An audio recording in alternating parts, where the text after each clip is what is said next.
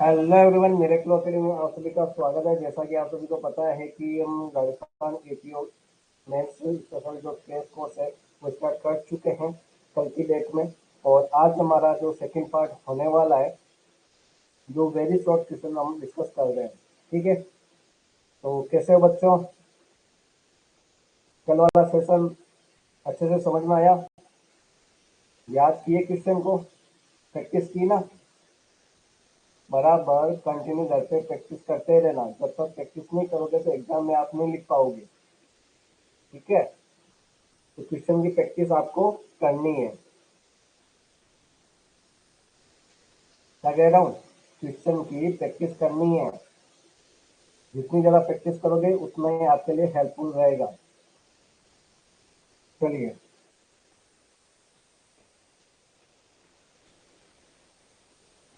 Good afternoon बच्चा। चलिए चलिए, देखिए, हमने लगभग कल 20 तक क्वेश्चन कर लिए थे और 22 तक क्वेश्चन कर लिए थे। और कुछ दो आपके डिफरेंस बेस्ड वो भी हमने देखा था। जैसे कॉम्युनिकेबल वाला हमने देख लिया था। और ये देखा था आपने, परिवार और प्रथम सूचना रिपोर्ट एफआईआर वगैरह कंप्लेंट और एफआईआर ये देखा था।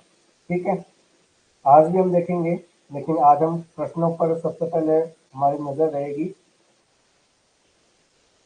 तो हमने लास्ट यहाँ पे छोड़ा था। ठीक है, चलिए, आई होप आप सभी को दिखाई दे रहा होगा। चलिए, गुड इवनिंग बच्चे। गुड इवनिंग कैसे बोल रहे हो भाई? गुड आफ्टरनून है बेटा। ठीक है, चलिए, क्वेश्चन नंबर 23। विज्ञप्ति या नोटिफिकेशन अधिसूचना से क्या अभिप्राय है? अधिसूचना से राजपत्र में प्रकाशित अधिसूचना अभिप्रेत है, जो कि 2E के अंतर्गत आपको 2 डर्म में डिफाइन कर रखा है। ठीक है, इंग्लिश वाले विद्यार्थी ध्यान देंगे। What is mean by notification? Notification में नोटिफिकेशन पब्लिश इन गजट। अगर गजट के अंदर वो पब्लिश हो रहा है वो क्या कहलाएगा? आपका नोटिफिकेशन कहलाएगा। सेक्शन 2E के अंतर्गत ये डिफाइन कर रखा है। ठीक है, चलिए नेक्स्ट, क्वेश्चन नंबर 24। चोरी से संबंधित अपराध में कितनी राशि तक के प्रकरण में समन या राजीनामा किया जा सकता है? ये आपके पहले तो 250 रुपये हुआ करता था, लेकिन आपका अमेंडमेंट हो चुका है। तो ये ध्यान में रखना, आप न्यायालय की परमिशन से या अनुमति से आप चोरी की कोई भी प्रॉपर्टी है उसका जो मूल्य 2000 रुपये से अधिक नहीं होने पर समन क्या किया जा सकता है? संभव हो सकता है, सेक्शन 320 के तहत। ठीक है, चलिए इंग्लिश वाला देखिए। Up to what amount can compromise be made in a case related to theft? तो within the permission of the court, court की परमिशन से होगा। कॉम्प्रोमाइज है possible if value of the stolen property does not exceed 2000 rupees. कितने होंगे? 2000 rupees से exceed नहीं होने चाहिए। कहाँ पर डिपेंड करता है? सेक्शन 320 में। चलिए नेक्स्ट देखते हैं, क्वेश्चन नंबर 25A। यानी इसमें जो क्वेश्चन नंबर 25 है, इसमें आपसे दो क्वेश्चन पूछे गए हैं। एक तो आपसे ये पूछा गया कि जब गवाह तामील के बावजूद अगर अब्सेंट रहता है या अनुपस्थित रहता है तो उसके अगेंस्ट में कौन सी प्रक्रिया को फॉलो किया जाएगा? उसको आंसर देना है। और अधिकतम कितना जुर्माना किया जा सकता है? कितना जुर्माना किया जा सकता है? ठीक है, तो यहाँ पे ये आपको देखना होगा कि सबसे पहला आंसर क का देना आपको कि ऐसे अपराध हेतु धारा 350 में दंड प्रक्रिया का संक्षिप्त विज्ञापन जो आपके समृद्ध ट्रायल होती है उसको फॉलो करना होगा। युक्ति संगत होगा। और अधिकतम 100 रुपये तक वो क्या कर सकता है? अर्थदंड दे सकता है। ठीक है, यहाँ पे आपको ध्यान में रखना है। इंग्लिश में देख लेते हैं, question number 25। When a witness remains absent despite being served, what is the procedure adopted against him? What is the maximum fine? What can be imposed? तो ये सारा कुछ आपको बताना होगा।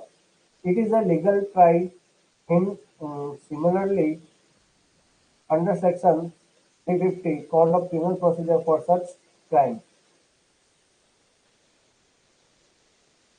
सबमिट प्रोसीडिंग है ना? चलिए maximum fine can be impose 100 rupees. यहाँ पे समरी जो ट्रायल है उसके बारे में बताना है, यही है ना, या हमने कुछ गलत बोल दिया संस्कृत उच्चारण। चलिए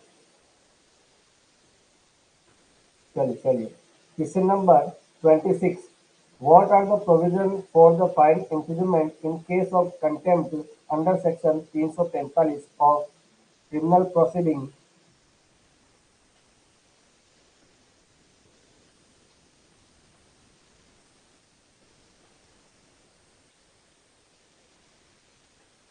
चलिए, तो क्या आंसर रहेगा? Fine up to 200 and default fair of simple imprisonment up to 1 month. ठीक है, इन्हें हिंदी में देख लेते हैं कि धारा 345 दंड प्रक्रिया संहिता के अधीन अवमानना के मामले में अर्थदंड एवं कारावास के क्या प्रावधान बताए गए हैं। तो 200 रुपये तक अर्थदंड और इसके व्यतिक्रम होने पर 1 महीने का कारावास, जो कि साधारण कारावास होगा। ठीक है, समझ रहे हो नहीं समझ रहे हो मेरे बच्चा बाटी? चलिए, ओके, ऐसे याद करने हैं आपको क्वेश्चन और प्रैक्टिस करनी है लिखने की। ठीक है, चलिए चलिए, क्वेश्चन नंबर 27 की ओर बढ़ते हुए, क्या न्यायालय क्षतिग्रस्त व्यक्ति अथवा अभियोजन पक्ष को प्रतिकर दिलवा सकती है? तो धारा 357 के अनुसार न्यायालय प्रतिकर दिलवाने में सक्षम है, कैपेबल है। ठीक है, क्वेश्चन नंबर 17 का इंग्लिश वर्जन देख लेते हैं। Can the court secure compensation for the injured person or prosecution? So as per section 357, the court is capable for securing compensation। ठीक है, ये आंसर इसका आपको मेंशन करना है। ठीक है, इंजर्ड पर्सन को या प्रोसिक्यूशन को कंपनसेशन दिया जा सकता है अकॉर्डिंग टू सेक्शन 357, कैपेबल है बाय कोर्ट। चलिए, क्वेश्चन नंबर 28, ध्यान से समझना कि क्या कोर्ट के अवमान के मामले में अपराधी द्वारा क्षमा याचना करने पर कोर्ट को उन्मोचन करने का अधिकार होगा। तो अपराधी द्वारा क्षमा याचना करने पर न्यायालय को उसे उन्मोचित करने का अधिकार भी प्राप्त होगा, सेक्शन 348 के अंतर्गत डिफाइन कर रखा है। क्वेश्चन नंबर 29, शपथ पत्र को सत्यापित करने पर किसका अधिकार होगा? तो शपथ पत्र को न्यायाधीश, न्यायिक मजिस्ट्रेट, एक न्यायाधीश, न्यायिक मजिस्ट्रेट और कार्यपालक मजिस्ट्रेट, एग्जीक्यूटिव मजिस्ट्रेट या शपथ और कमिश्नर या नोटरी तस्दीक करने में सक्षम होंगे। तो ये आपको नाम लिखने कौन कौन सत्यापित करवा सकता है। ठीक है, तो 28 और 29 के इंग्लिश वर्जन देख लेते हैं। Does the court have the right discharge the offender in case contempt of court if he apologizes? The court has right to discharge the offender if he is apologized, section 348. Question number 29, who has the right of verify the affidavit? The judge, judicial magistrate, executive magistrate or commissioner and notary are competent to attest the affidavit, section 297 the clause 1। ठीक है, समझ में आ रहा है या नहीं आ रहा है?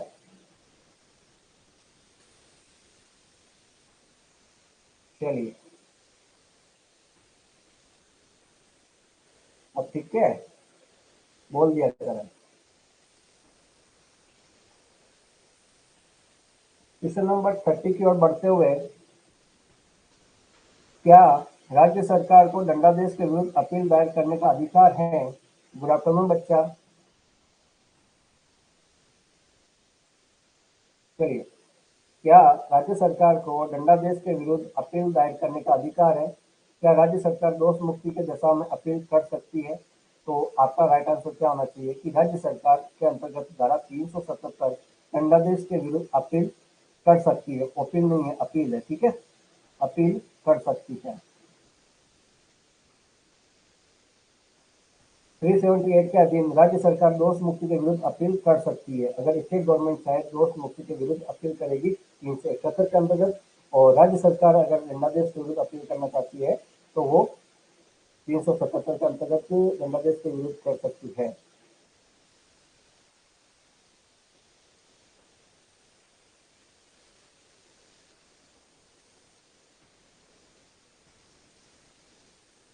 चलिए क्वेश्चन नंबर 30 को देख लेते हैं इंग्लिश में। Does the state government have a right to file an appeal against the sentence? Can state government appeal in case acquittal? देखिए 377 और 378 में ये डिफाइन कर रखा है। Under section 377 the state government can file an appeal against the sentence, appeal कर सकती है। और 378 के अंतर्गत बता रखा है कि state government can appeal against acquittal. ठीक है, चलिए क्वेश्चन नंबर 31 की ओर। Who can compound an offence after the death the person compounding the offence? The legal representative क्या करेगा, उस निर्दिष्ट के बिहार पे क्या करेगा, competent the compound with A permission of the court. Court की परमिशन से अगर वो रिप्रेजेंटेटिव कर सकता है, एलान कर सकता है। 320। चलिए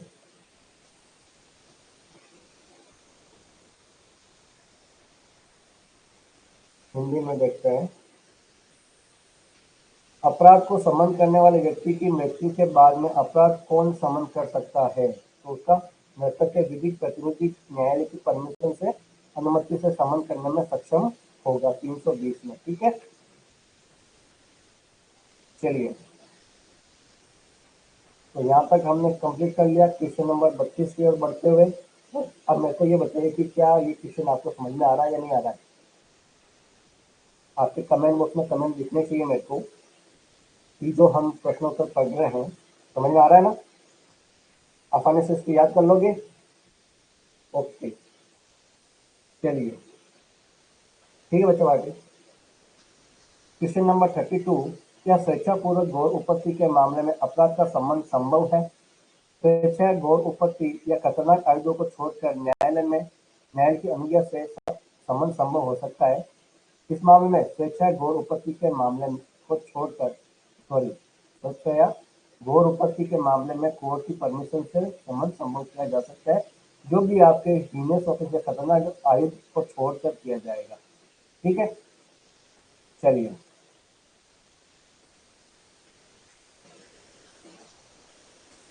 चलिए चलिए वेरी गुड, ये लीजिए।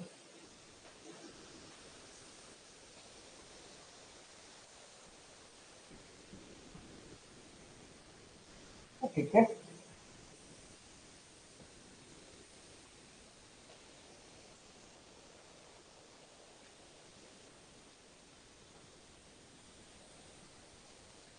ये ना आपको बराबर दिखाई दे रहा है। चलिए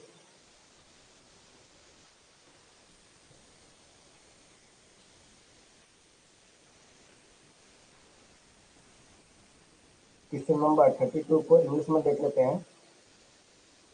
Is it possible to compound the offence in case of voluntary grievous hurt?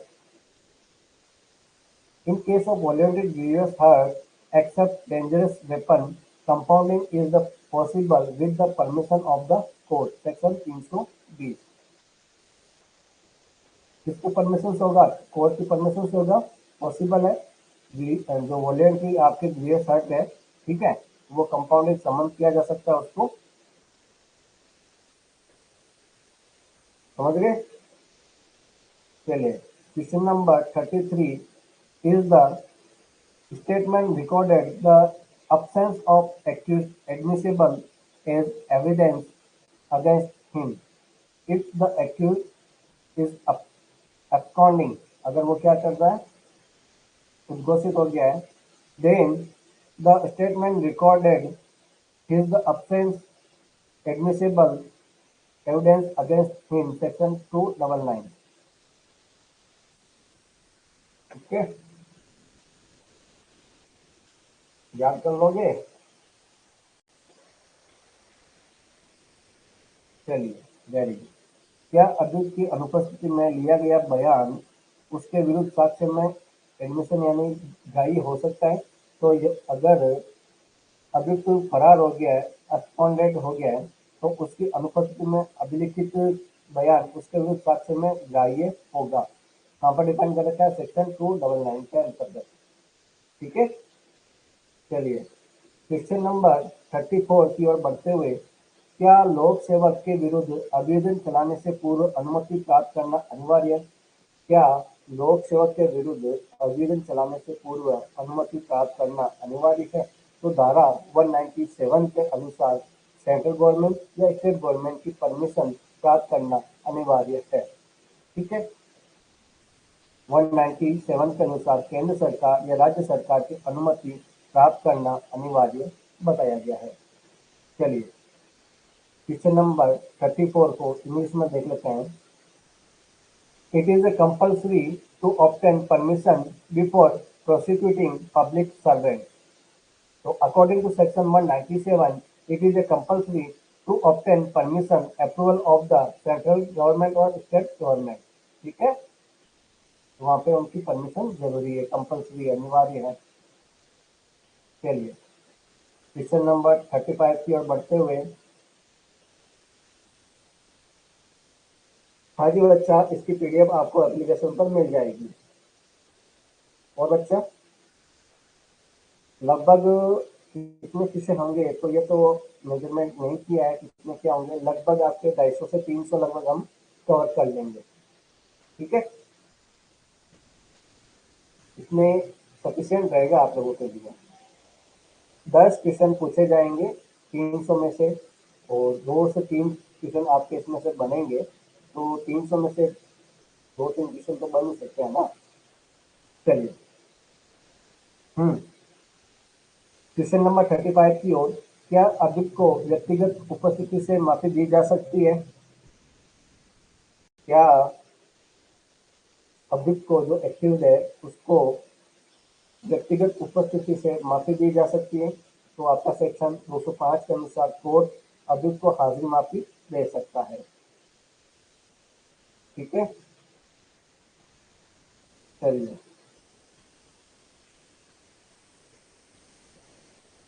केंद्र accused or from personal appearance.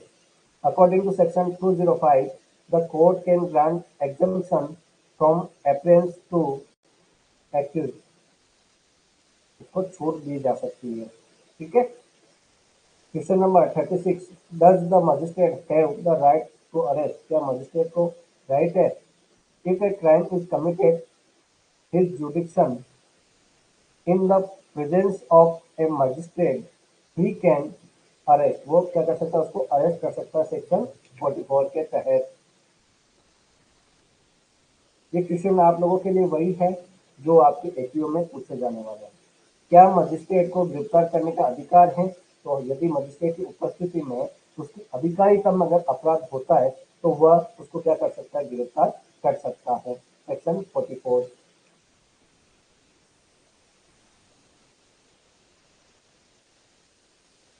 Question 37, गिरफ्तार शुदा व्यक्ति को मजिस्ट्रेट के समक्ष कितनी अवधि में प्रस्तुत किया जाना अनिवार्य है?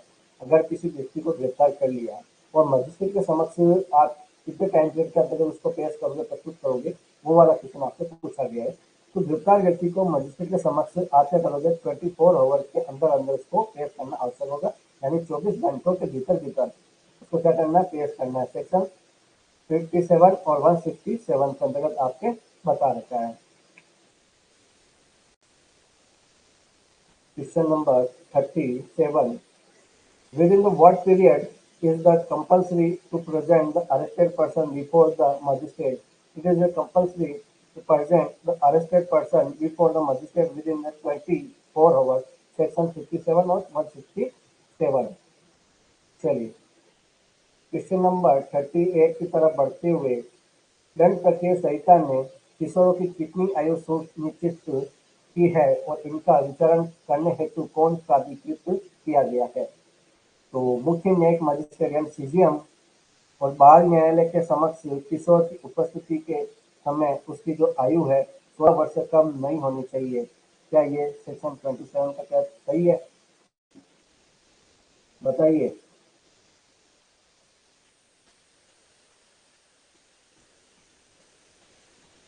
बताइए साथियों। क्या ये सही है क्या? कमेंट बॉक्स में मुझे कमेंट करके बताइए कि ये सही है या नहीं है। 16 वर्ष है, 15 वर्ष है, क्या है? जब तक आप कमेंट कर रहे हो हम आगे बढ़ सकते हैं या नहीं बढ़ सकते? बोलिए। चलिए आप बताना मेरे को। सही है तो मत बताना, अगर सही नहीं है तो कमेंट करके बता देना। चलिए। What is the age of journal determined by the Code of Criminal Procedure and authorized to try them? At the time of appearance of a journal before the Chief Judicial Magistrate or Journal Court, the age should be less than 16 years, section 27. चलिए।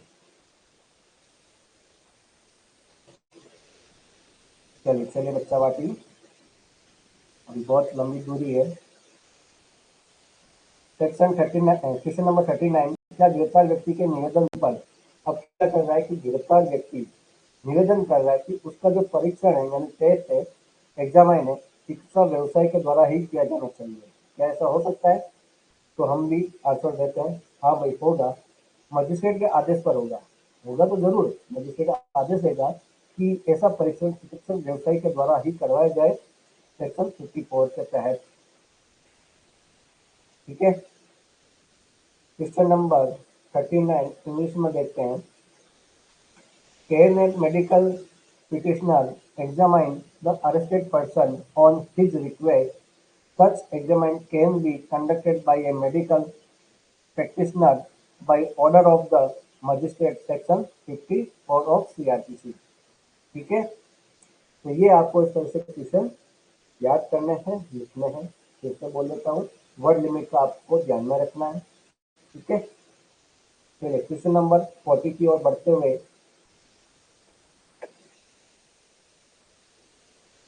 यदि विधि विरुद्ध जमाव से अशांति भंग होने की अंदेशा हो।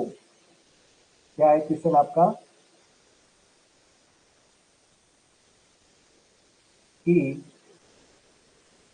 यदि विधि विरुद्ध जमाव से शांति भंग होने का अंदेशा हो तो उसे तितर बितर करने का आदेश कौन देगा?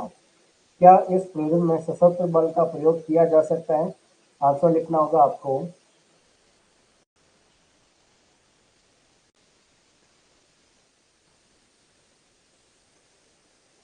ऐसा ऑर्डर कार्यपालक मजिस्ट्रेट कौन देगा? तितर बितर करने का एग्जीक्यूटिव मजिस्ट्रेट ऑर्डर देगा या थाने का बारसादक अधिकारी है उसको ऑर्डर दे सकता है, सेक्शन 129 के तहत। और इस उद्देश्य के लिए सशस्त्र बल का जो प्रयोग करना है तो उच्चतम पंक्ति का जो एग्जीक्यूटिव मजिस्ट्रेट आदेश दे सकता है। इसमें भी उच्चतम पंक्ति का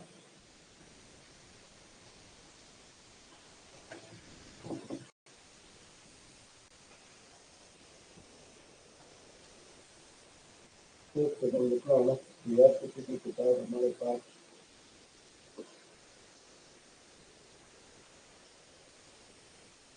चलिए आप इसको एक बार चेक करना अपने डायरेक्ट में।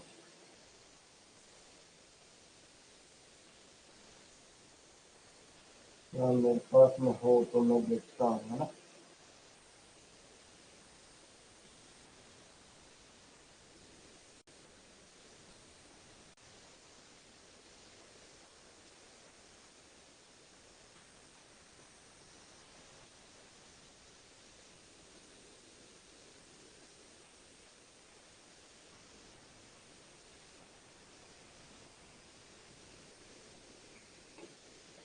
हम क्या ढूंढ रहे हैं? सेक्शन 130 वाला ढूंढ रहे हैं ना।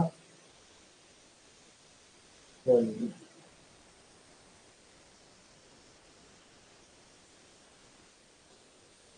हम ये लेवल की कहाँ रख दिया हमने। चलिए आप मेरे को क्रॉस कंफर्म करना।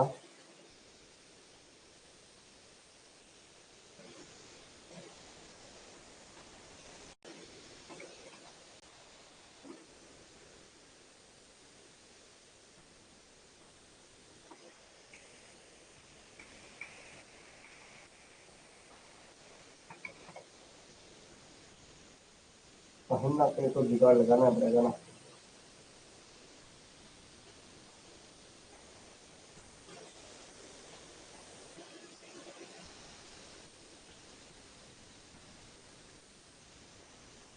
ठीक है बेटा, ठीक है बेटा जी।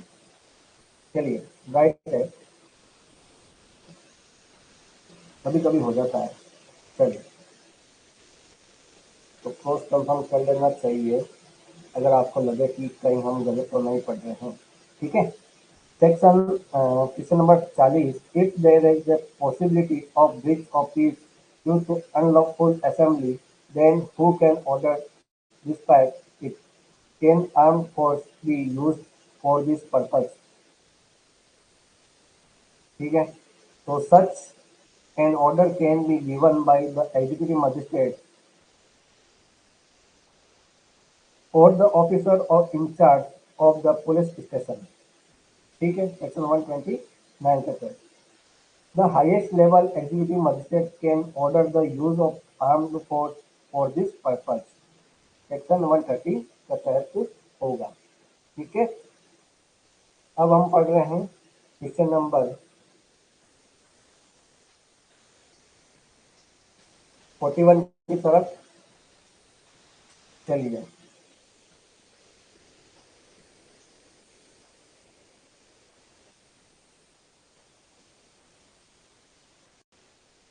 चलिए चलिए।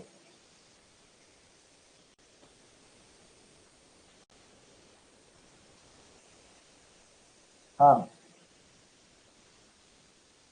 बस मैंने इसीलिए तो वापस उसको क्रॉस चेक किया था। ठीक है जी।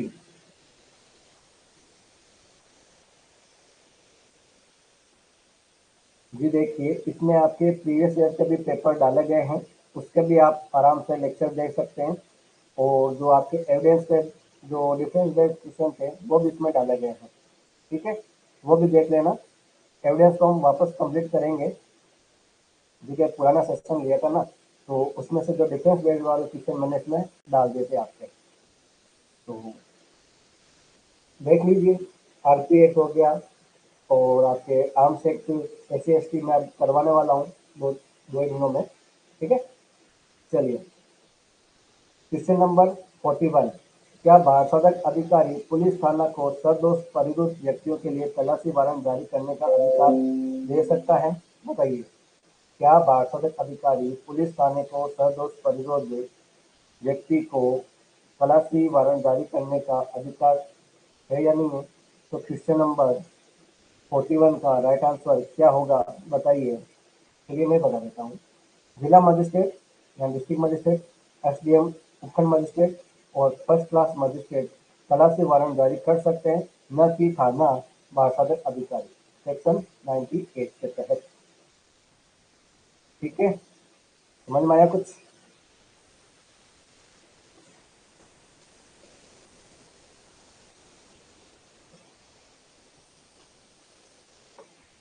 समझ में आया या नहीं आया?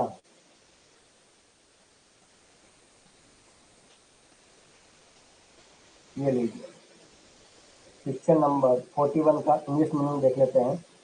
Does the officer in charge of a police station have the power to issue search warrant for suspected person?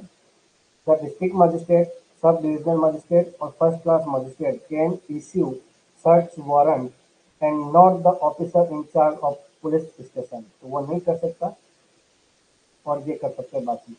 Section 98 CRPC। Which officer is competent to compel production of document?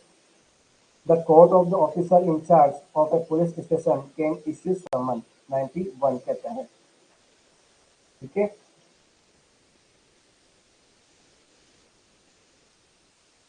दस्तावेज पेश कराने के लिए कौन सा अधिकारी सक्षम होगा?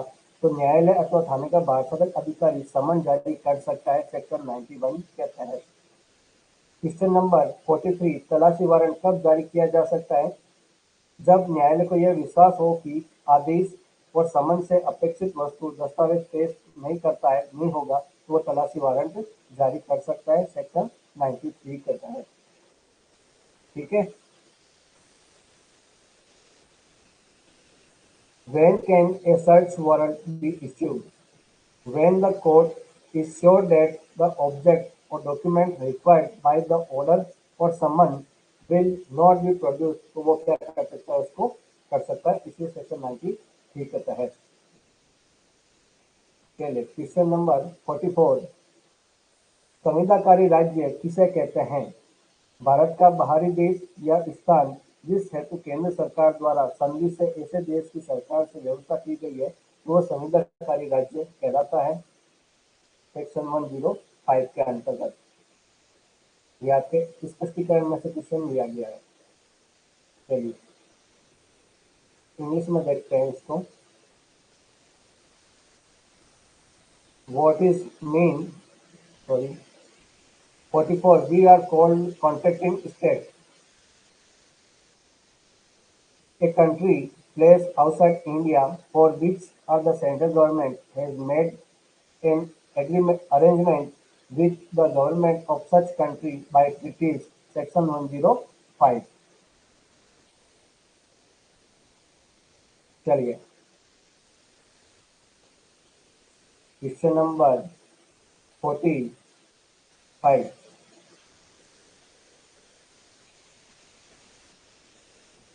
चलिए क्वेश्चन नंबर 45 क्या है देखिए।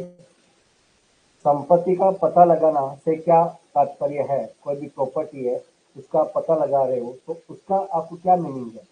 तो कहाँ पर डिफाइन कर रखा है? 105 टॉर्क के अंतर्गत और दर के अंतर्गत डिफाइन कर रखा है कि किसी भी प्रॉपर्टी की प्रकृति या स्रोत या व्ययन या संचरण या हक या स्वामित्व का अगर आप अवधारण करते हो तो वहां पर यह कहा जाएगा, यह समझा जाएगा कि आप संपत्ति का पता लगा रहे हो। ठीक है, चलिए क्वेश्चन नंबर 46 से पहले हम इंग्लिश वर्जन देख लेते हैं। 45, लोकेटिंग प्रॉपर्टी क्या है? It mean determine a nature, sources, disposition, movement, title of ownership of any property, section 105 ए ई के अंतर्गत ये डिफाइन कर रखा है। चलिए क्वेश्चन नंबर 46, सेक्शन 107 से 1010 तक प्रतिभूति हेतु ऑर्डर या आदेश देने हेतु कौन अधिकृत किया गया है? तो 107 से 1110 तक प्रतिभूति हेतु आदेश देने की कार्यपालक मजिस्ट्रेट एग्जीक्यूटिव मजिस्ट्रेट की अधिकारिता होगी, जो सेक्शन 107 से 110 के अंतर्गत बताई गई है। ठीक है,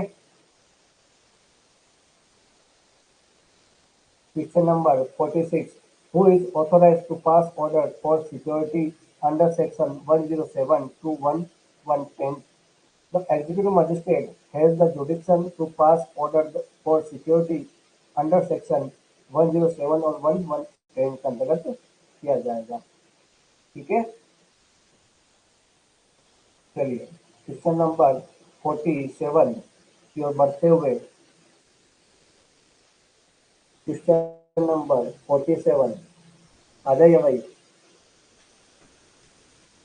देखिए, क्या व्यक्तिगत हाजिरी से धारा 107 और 110 के मामलों में अभिमुक्ति दी जा सकती है? क्या व्यक्तिगत हाजिरी से धारा 107 और धारा 110 के मामलों में उसको अभिमुक्ति दी जा सकती है? तो कार्यपालक मजिस्ट्रेट व्यक्तिगत हाजिरी से अभिमुक्ति और प्लेडर द्वारा हाजिरी की अनुज्ञा दे सकता है। कौन से सेक्शन में? सेक्शन 115 के अंतर्गत। ठीक है, चलिए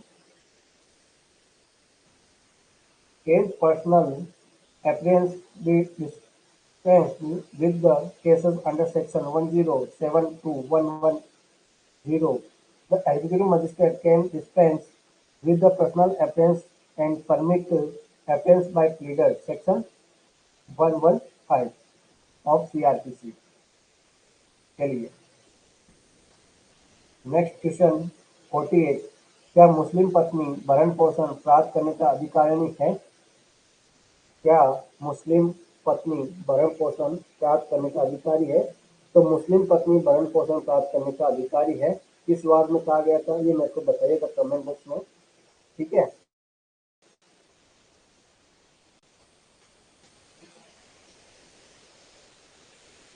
सेक्शन 125। चलिए, आपके सभी के कमेंट मेरे को दिखाई तो दे रहे हैं। हम्म। हाँ जी बच्चा, ये क्या किया गया है कि प्राइवेट किया गया है इसको, ताकि क्या है कि अदर स्टूडेंट आप लोगों के कमेंट ना पढ़ पाए। ठीक है, आप लोगों की सिक्योरिटी के लिए ये सारा कुछ किया गया है। तो टेंशन मत करिएगा कि हम कमेंट कर रहे हैं, मेरे मेरे दिखाई दे रहा है, किसी अदर स्टूडेंट का नहीं दिखाई दे रहा है। तो ये प्राइवेट किया गया है, ताकि आपके कोई भी आप जैसे 2-3 बच्चे हैं, उन्होंने नंबर भी शेयर कर दिए हैं। तो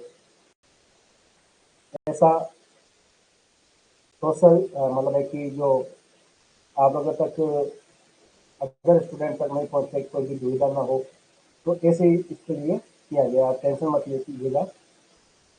ठीक है, ठीक है। ओके, आगे बढ़े। क्वेश्चन नंबर 49 की ओर बढ़ते हुए, क्या पिता अपनी विवाहित पुत्री से भरण पोषण प्राप्त करने का अधिकारी है? क्वेश्चन को समझना। पिता अपनी विवाहित पुत्री से पिता विवाहित पुत्री से भरण पोषण प्राप्त करने का अधिकारी है? क्या पिता अपनी विवाहित पुत्री से भरण पोषण प्राप्त करने का अधिकारी है? दोनों क्वेश्चन मुझे सेम क्यों लग रहे हैं? सेम नहीं है ना? अच्छा, एक तो यहाँ पे पूछा गया विवाहित से और एक पूछा गया अनमैरिड से। ठीक है, ये ध्यान में रखना। तो पिता अपने भरण पोषण हेतु विवाहित पुत्री से भरण पोषण प्राप्त कर सकता है, यानी पहले में तो कर सकता है, और दूसरे में पिता अपने भरण पोषण हेतु अवैध पुत्री से भरण पोषण प्राप्त कर सकता है। इंग्लिश वर्जन देखते हैं, मेरे हिसाब से नहीं होना चाहिए कहीं पर, फिर भी देख लेते हैं। Section 48, Question 48. A Muslim wife entitled to receive maintenance. A Muslim wife is entitled to receive maintenance. Section 125. Question number 49 का A. Is a father entitled to receive maintenance from the married daughter, or is a father entitled to receive maintenance from the unmarried daughter? तो answer क्या होगा? A father can receive maintenance from his married daughter from the his maintenance कर सकती है। A father can receive maintenance from his unmarried daughter for his maintenance, section 125। तो कर सकती है। हम्म, बोलिए भाई, कर सकती है नहीं कर सकती है?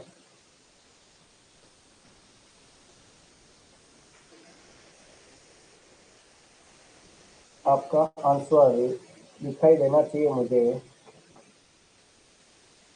कमेंट बॉक्स में।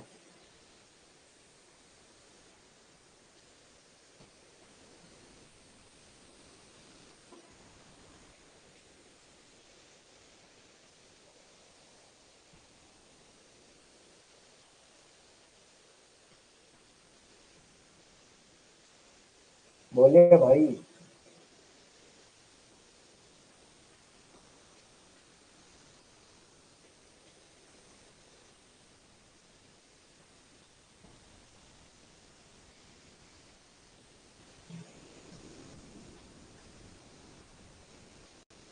कर सकता है ना कर सकता? 125 में जो बातें बता रखी है। चलिए, कर सकता है, वेरी गुड। क्वेश्चन नंबर 50 की ओर बढ़ते हुए, क्या तलाकशुदा मुस्लिम महिला की नाबालिग बच्चे अपने पिता से भरण पोषण प्राप्त कर सकते हैं? तलाकशुदा मुस्लिम महिला के नाबालिग बच्चे अपने पिता से भरण पोषण का दावा कर सकते हैं, सेक्शन 125।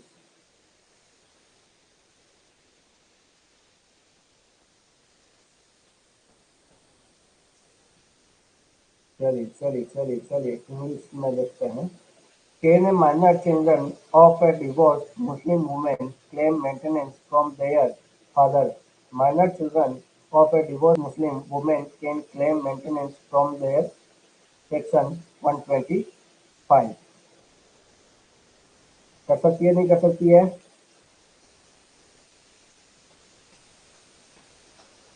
चलिए, वेरी गुड, आपने बताया कर सकते हैं। अब देखिए, हमने पहले डिफेंस वाले जो क्वेश्चन देखे थे, कौन कौन से देख लिए थे? एफआईआर देख ली थी और परिवार देख लिया था। कम्युनिकेबल ऑफेंस और नॉन कम्युनिकेबल ऑफेंस देख लिया था। ठीक है।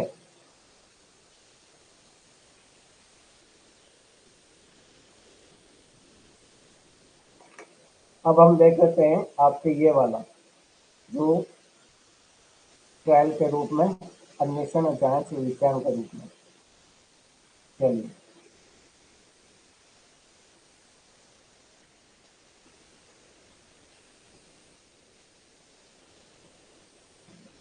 देखिए, इस बार मुझे खुद को लिखना होगा क्योंकि मैं लेकर नहीं आया।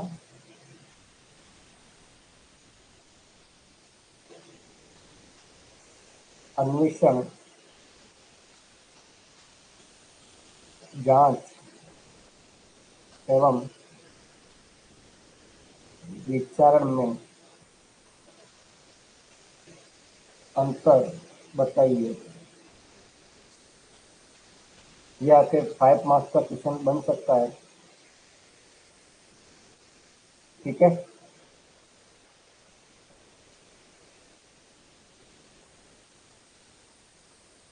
इंग्लिश में क्या करना है?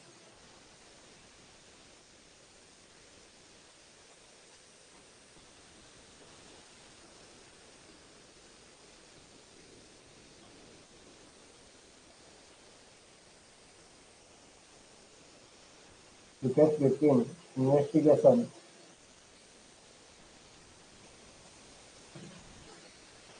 Inquiry and trial. ठीक है। चलिए, तो रेडी हो?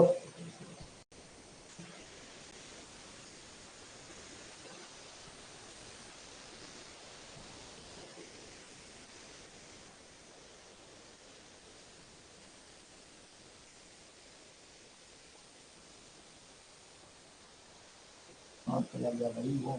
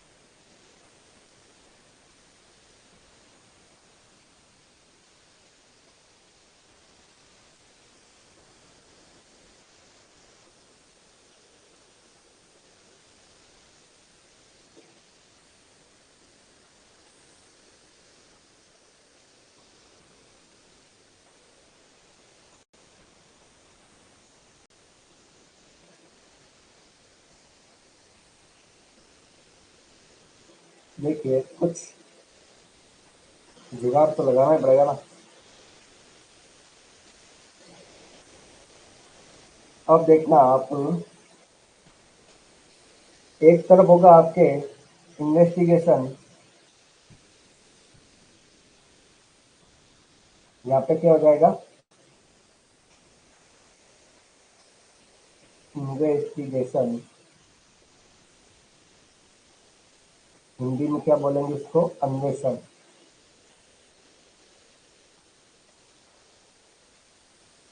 और यहाँ पे इसको बोलेंगे इंक्वायरी।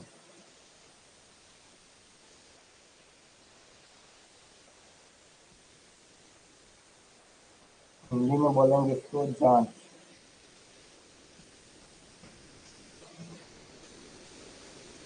और यहाँ पे हो जाएगा विचारण, यानी ट्रायल।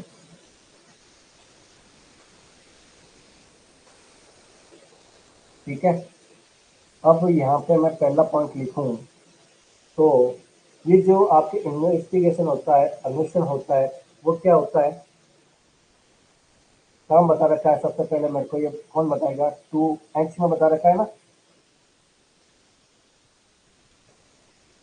हिंदी वाले जब में बता रखा है, जय और जय। ठीक है। क्या होता है अन्वेषण, क्या होता है बताइए, और बोलो भाई अन्वेषण क्या होता है। नहीं दिखाई दे रहा है सर, ये लीजिए, अब बोलिए। अरे कल डेफिनेशन पढ़ी थी हमने।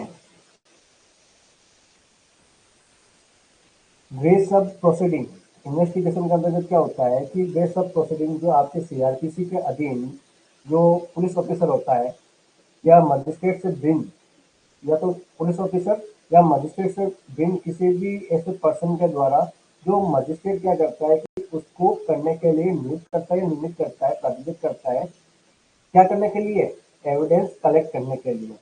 ठीक है, उसको क्या कहेंगे हम, इन्वेस्टिगेशन, अन्वेषण कहेंगे। ठीक है, तो ये क्या होता है, न्यायिक तर्क जो प्रकृति होती है, क्या होता है, न्यायिक तर्क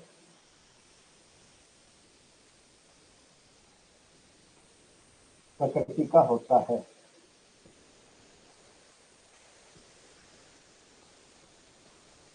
तो ये क्या होगा,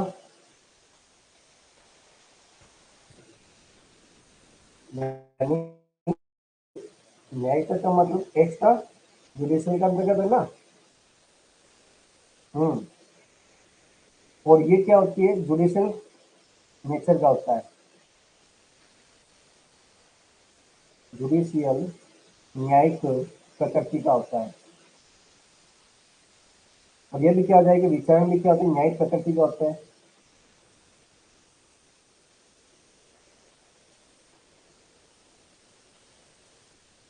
जुडिशियल नेचर, ठीक है। दूसरा क्या हो जाएगा, अब इन्वेस्टिगेशन में तो क्या होता है कि जो पुलिस ऑफिसर है या मजिस्ट्रेट के द्वारा नियमित जो ऑथराइज पर्सन है वो होगा। एक तो कौन हो जाएगा, पुलिस ऑफिसर, दूसरा कौन हो जाएगा, by magistrate person authorise by magistrate. ठीक है, समझ में आ गई बात। यानी अन्वेषण पुलिस अधिकारी द्वारा या मजिस्ट्रेट के द्वारा जो निर्मित प्राधिकृत व्यक्ति के द्वारा किया जा सकता है, लेकिन यहाँ पे जो इंक्वायरी होती है वो किसके द्वारा होती है, बाई मजिस्ट्रेट के द्वारा ही होती है।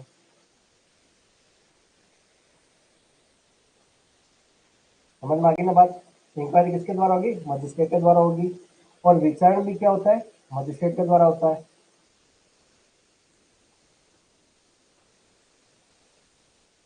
समझ में आ रहा है, नहीं आ रहा है। फिर क्या होता है, जो इन्वेस्टिगेशन का जो ऑब्जेक्ट होता है वो क्या होता है, एविडेंस को कलेक्ट करना। तो यहाँ पे इसका ऑब्जेक्ट हम लिख देंगे, ऑब्जेक्ट क्या होगा, एविडेंस कलेक्ट करना। ठीक है, एकत्रित करना, उद्देश्य है साक्ष्य एकत्रित करना।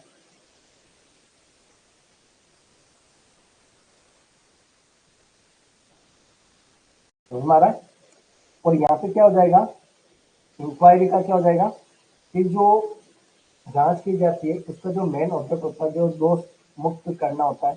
ठीक है, या सेशन कोर्ट के द्वारा उसको अध्यक्ष के रूप में उसको सुपर्द करना होता है, या व्यक्तिगत अगर कोई भी बॉन्ड वगैरह है या सिक्योरिटी वगैरह लेनी हो या कोई भी मेंटेनेंस की जो कार्रवाई करनी हो, तो उसके प्रथम दृष्टया जो मामला होता है उसका पता लगाना का कार्य होता है। जांच में क्या होता है, इंक्वायरी में क्या होगा, क्या पता लगाने के लिए होता है कि जो उसको क्या, अभियुक्त को, एक्यूज को, उसको दोष मुक्त करने के लिए। दूसरा, सेशन कोर्ट के द्वारा अगर क्या कर दिया है, या आपके सबॉर्डिनेट कोर्ट के द्वारा, सबॉर्डिनेट कोर्ट के द्वारा सुपुर्द करना हो मामले को, या कोई भी व्यक्तिक बंधन जो आपके बॉन्ड हो, व्यक्तिक वैयक्तिक बंध पत्र या प्रतिभूति सिक्योरिटी लेना हो या भरण पोषण की कार्रवाई करनी हो, मेंटेनेंस की जो प्रोसीडिंग है वो करना हो, ठीक है, या प्रथम दृष्टया मामले का पता लगाना हो, इन सब के लिए प्रथम दृष्टया प्राइमा फेसी मामले का जो केस है उसका जानकारी जुटाना है, पता करना, सर्च करना, प्रथम दृष्टया मामले का पता लगाना।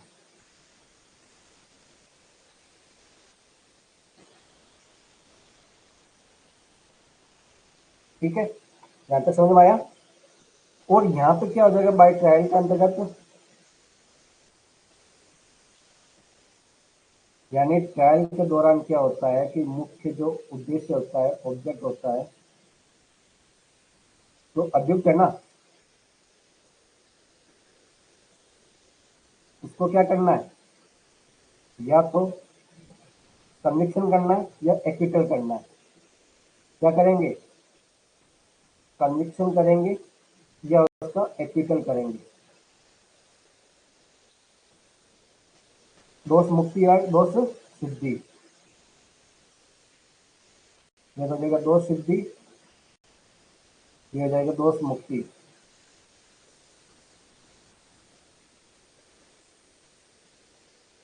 ठीक है, समझ में आ गई बात। तो इस तरह से आप क्या करोगे, आपका जो एडमिशन जांच विचारण में अंतर आप लिखोगे। समझ में आ गई ना बात।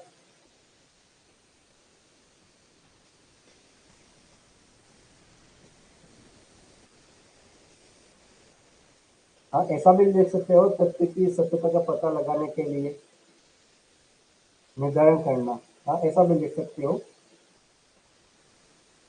जी।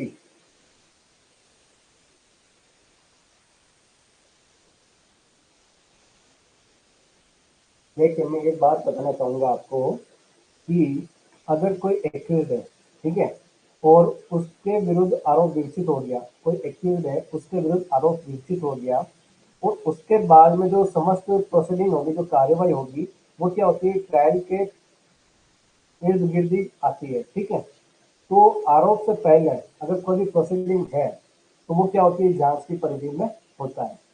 समझे नहीं मेरी बात, समझ गए ना, कि अगर एक्यूज है उसका आरोप विकसित कर दिया, ठीक है, तो आरोप विकसित करने के बाद में जो भी कार्रवाई होगी वो ट्रायल की परिधि में आएगा, और आरोप से पहले जो उसकी कार्रवाई है जांच की परिधि में आएगा। समझ में आ गई ना बात। ये बात आपको जो एक स्टेट ऑफ बिहार के बाद में चंद्रभूषण के मामले में 2001 के अंतर्गत ये बात बताई गई थी। ठीक है, बहुत सारी बातें हैं जो अभी टाइम कम है, लेकिन डिटेल क्लास में मैंने बता रखा है। ठीक है, चलिए, तो कैसा लगा ये डिफरेंस वाला, कमेंट बॉक्स में मेरे को ज़रूर बताना। और जो भी हमने क्वेश्चन डिस्कस किए हैं वो भी आपको समझ में आया या नहीं आया, कोई भी अगर डाउट हो तो आप कमेंट बॉक्स में कमेंट करके मेरे को बता दीजिएगा। नेक्स्ट हम जब 50 से लेकर 100 तक क्वेश्चन को सॉल्व करेंगे तो नेक्स्ट सेशन में हम कंप्लीट कर लेंगे। ठीक है, चलिए, तो आज के लिए इतना ही। Thank you so much for joining, take care.